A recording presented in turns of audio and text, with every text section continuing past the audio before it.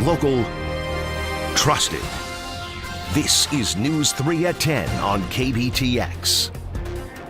A family is fighting to keep the mother of a murdered 4-year-old behind bars. Emma Thompson died back in 2009 from abuse that prosecutors say her mother did not stop. Now News 3's Whitney Miller explains a legal loophole is allowing her to come up for parole a lot earlier than Emma's family expected. 10 years ago, the death of Emma Thompson shocked those who knew and loved her. She was such a sweet child. She had the most beautiful red hair. The 4-year-old was sexually abused and beaten before she died at the hands of her mother's boyfriend, Lucas Coe.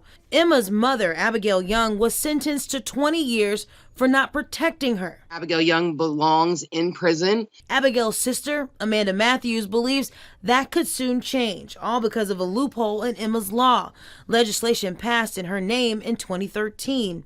It gives the parole board the right to review cases like Abigail's every 5 years instead of every year. We actually had those solid years to think about her life and reflect on her life and really mourn for the first time. But there's a catch. Young has served almost half of her sentence, meaning she's eligible for yearly reviews. And Emma's family believes she's nearing another loophole, mandatory release. When your good conduct time and the time you've actually served adds up to the amount of the sentence you received. KBTX legal analyst Shane Phelps says the family's fight to keep Abigail in prison comes down to explaining their pain. Considering things like the nature of the offense, letters of support, whether your rehabilitation is accurately reflected by the good conduct time they've awarded you. They don't think that's the case.